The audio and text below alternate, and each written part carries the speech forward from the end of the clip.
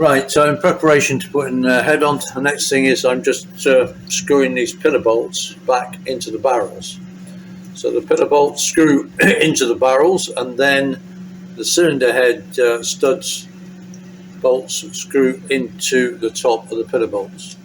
So what I've done is I've just put a very little bit of thread lock on these, because when I'm loosening and tightening the cylinder head bolts, then I want the bolts to move and not the pillar bolts. So just putting a little bit of Loctite on and tightening them down. So this is a T150, so there's only 8 pillar studs, and then the 4 outer ones are actually long studs. They're not pillar bolts.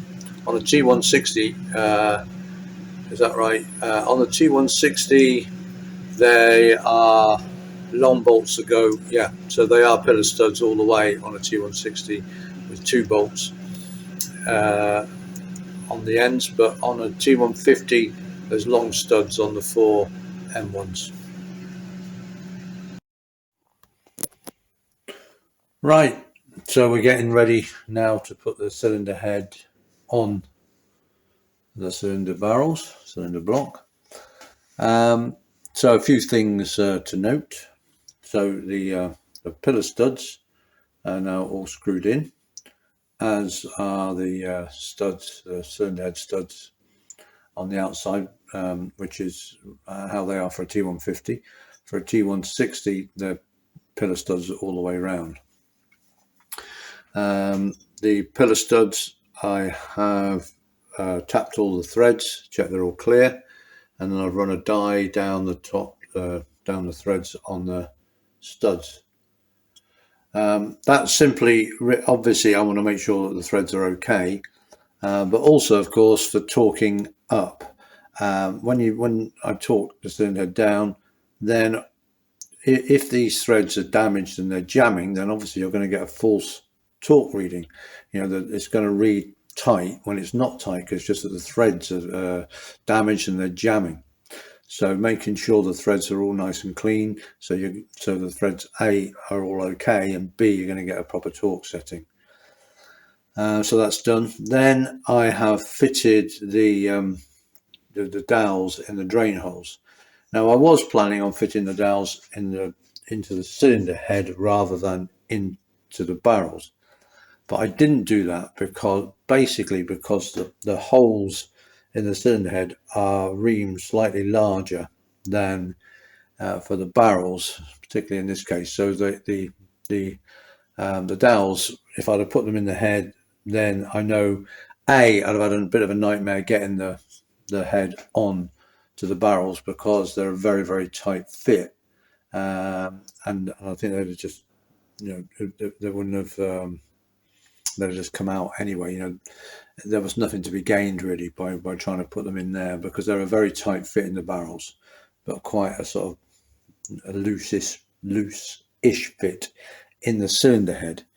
So I've put them all in, and what I've done is I have put well seal on, and I've put the well seal all over the dowels as well. We're using well seal because I'm going to be using a composite gasket. I use a composite gasket rather than a standard copper gasket, because I've always used a composite and I've never had a problem with them. So that's why. Maybe if I'd have used copper from the start, I'd carry on using copper, but I've never had a problem with either a blowing gasket or a leaking cylinder head in terms of oil from the dowels, etc. So I'll carry on using them. So, and of course the advantage is that we can use the well seal, because it's a composite gasket, not a copper gasket. And that's why there's also well seal now all over the head. And I've put well seal, using my little brush, I put well seal down inside the dowel holes as well. Everything I can to try and help these oil drain holes from to seal. And I could be using a copper gasket, in which case they use something, what do they call it?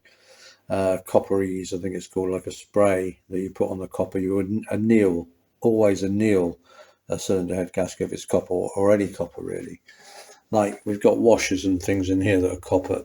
The thing is that copper goes hard after a while, and of course you don't know when things were made. They could have been sitting on a supplier's shelf for a couple of years, at least, easily, in which case they might be brand new to you, but they're actually quite old since they were made, and so they need re-annealing to make them soft again. So my advice would always be to anneal. If you're going to use copper, always anneal it, the gasket, before you put it on, because you don't know how old it is, and therefore how tough it is. Right, we've done that.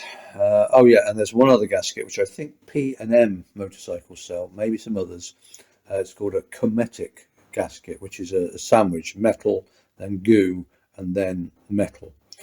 And they're supposed to be the bee's knees. I've not used them, but the idea is that when you tighten it down, it's a sandwich, and it squeezes and all the goo comes out and makes a perfect oil seal, and the metal obviously make sure that the cylinders don't leak. But I've not used cometic, and I've never used copper, but those are the three you can use. I do stick with these composite because I've used them, I've always used them, and I've never had a problem.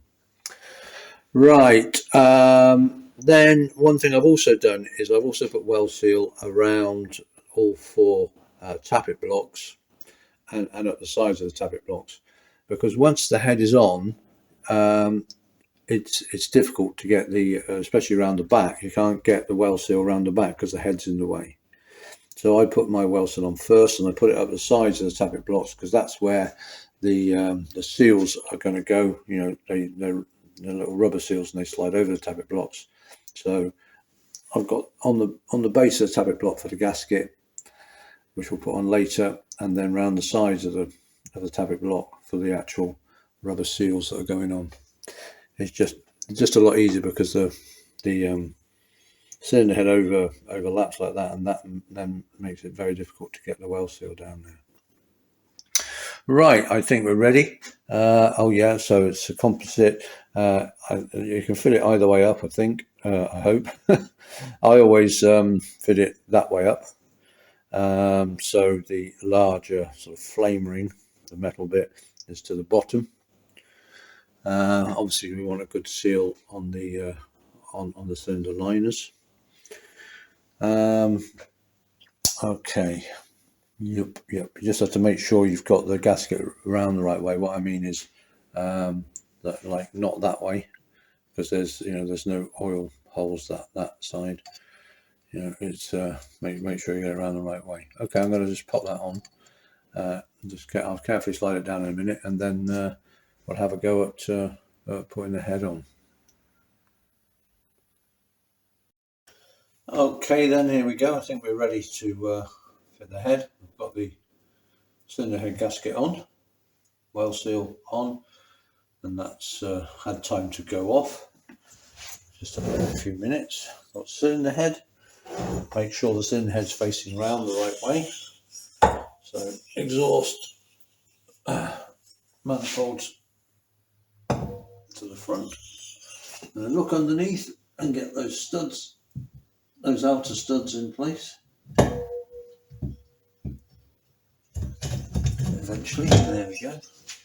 And just waggle down. Okay, and down. And then what normally happens is, it sort of starts sitting on those dowels, those drain dowels. Okay, and that's why it's stopped.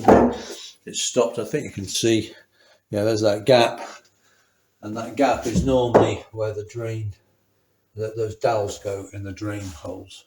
And it's just a question of, I'm going to just tap it gently. I want to try and line them up. Make sure that they're lined up with the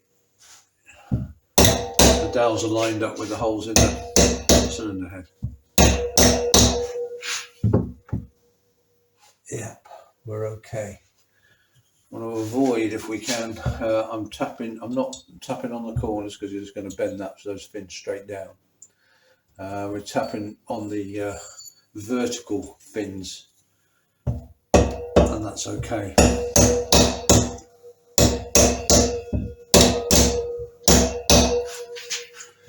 How are we doing? It's not liking it much. I'm not sure we're going on.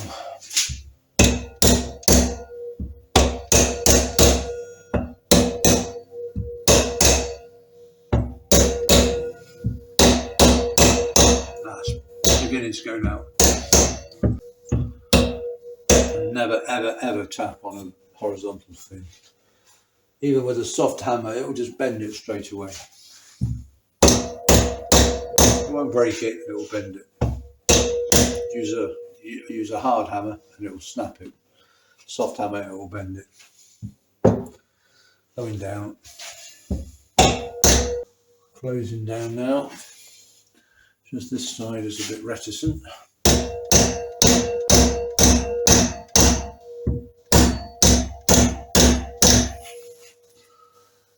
There we go, we're about down.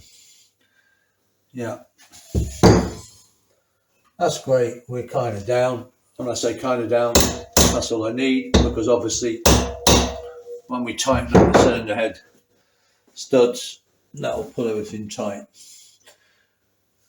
So there we go, heads on. Obviously we're not bolted down yet, but it's in place with the oil dowels fitted. They've gone up into the cylinder head, and so the surfaces are touching, so that's it, we're there now. So the next job, of course, is now to rebuild the rocker boxes, because we have to take them apart, have them blasted, reassemble them, and then we're going to put the rocker boxes on with the push rod and push rod tubes, and try and make sure that they don't leak, because of course the push rod tubes are a well-known place on any Triumph to leak, because the push rod tubes are on the outside of the engine. Like on a normal Commando, for instance, you don't have push rod tubes because the push rods are inside the cylinder block, but on most Triumphs they're outside, and I think they look great. Well, they're quite a sort of a famous part of any Triumph engine, and the push rod tubes, but they are also prone to leak, so we need to make sure that they don't leak, and so that's our next big job.